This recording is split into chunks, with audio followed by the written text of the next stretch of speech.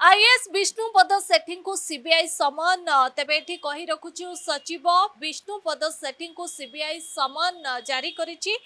December 11 तारिख दिन 10टा बेले सीबीआई कार्यालय रे हाजर हेबा पई नोटिस होइतिला। तेबे मर्सिडीज रु 10 लाख टंका जबत घटना रे सचिव विष्णुपद सेठी को समन होइछि। तेबे तांको ठारे किछि प्रमाण और गुरुत्वपूर्ण तथ्य रहितिबारु याकू निश्चित करिबा पई हाजर हेबाकू समन करिछि सीबीआई। टेंडर फिक्सिंग मामला रे आसीतिला सचिव विष्णुपद सेठी ड्राइवर को मध्य समन मर्सिडीज रु टंका जबत घटना रे तीन अभियुक्तों बयान आधार रे प्रमुख सचिव विष्णुपद ड्राइवर को समन करिछि सीबीआई। ईमेल जोगे समन जारी करिछि सीबीआई। नोटिस जारी करिबा परे पावर कॉरिडोर रे ए घटना को नै वर्तमान समय रे चर्चा चलीछि। तबे ए घटना को नै कोन कहउछंती वरिष्ठ सांबादिक अक्षय साहू चलंतु सुनिबा। सर आपण को न्यूज रूम को स्वागत करूची। सर जेभली भाबे आईएएस ऑफिसर जे विष्णुपद सेठी को सीबीआई समन करिछि तो आकु नै आपण केमिति देखुछंती ए घटना ऊपर कोन कहबे? देखो निहाती भाव में यहाँ गोटे आम कहीपर गोटे समस्त आश्चर्य घटना आज सकाल आईएएस ऑफिसर जे वरिष्ठ आईएएस ऑफिसर विष्णुपद सेठी जे कि पूर्व सरकार रे बहुत गुरुत्वपूर्ण विभाग रे थिले एवं चलित सरकार रे मध्य आम कहीपर से तफसिलुक्त जाति जनजाति विभाग से सचिव रही अतिरिक्त माने कहवा मुख्य शासन सचिव पाह्यार से जन पदस्थ ऑफिसर तो जो भली भाव में विरोध में वर्तमान आम कह जो समन आसी सीबीआई रे हाजर हवापाई ड्राइवर को आसी निहाती आम कहीपर कौन ना कौन जगह केंद्रीय तदंतकारी संस्था किसी गोटे सुराक पाई जे किसी ऑफिस किसी लोक संपृक्ति रही दुर्नीति सहित। तो जितेबाला कथा कह निकट आम समस्त जाचे गोटे प्राइवेट कंपानी जे कंट्राक्टर्स रही 3 जन एवं जड़े ब्रिज एंड रूफ कंपानी जड़े आपणकर जे रही माने अध माने वरिष्ठ पदाधिकारी गिरफ्त करा से 10 लाख टंका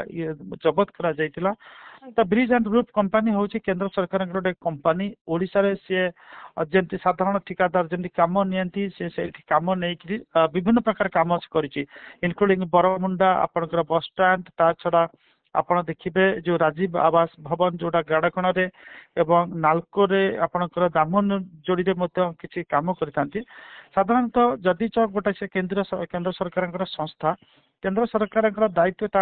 गोटे थाए जे से माने रोजगार करेंगे एवं रोजगार करके निजक जमी लाभ दे संस्था परिपूर्ण करेंगे से गोटे कमर्शियल पीएसयू आम कहीपर किंतु से पीएसयू जिते कम पब्लिक सेक्टर यूनिट जो ओडिशा सरकार कम हासिल करे ताको अन्य को सब रेंटिंग बा सब लेटिंग बा सब कॉन्ट्रैक्ट हिसाब से दे दिए। तो सेठी अधिकांश समय आम देखू से जो जहाँ को ब्रिज एंड रूफ कम दे दिए से गुड़ाक विलंबित होता है से माने प्रकल्प गुड़िक एवं किछि दिन पूर्व भुवनेश्वर म्युनिसिपल कॉर्पोरेशन जहाँ खबर अच्छी ब्लैकलिस्टेड करथिला किंतु से ब्लैकलिस्टेड कंपनी को पुणी किभली काम दिगला पुणी विष्णुपद सेठी विभाग द्वारा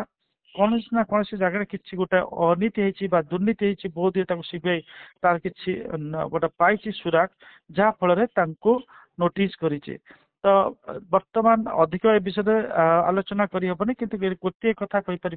जे विष्णुपद सेठी अधिकांश समय जी ना चर्चा न हुए किसी भल कम किंतु आम अतीत देखी नाम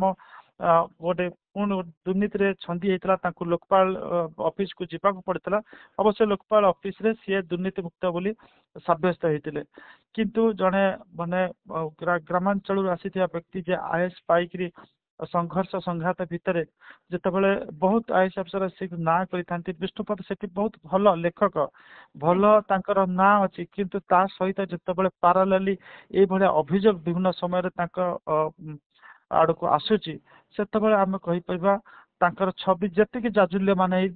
देखा जावा कथा कौन ना कौन जगह टी सेटबैक होची पुणी बेले बेले दुर्नीतिर कला बादल से आच्छादित हो जाऊँगी।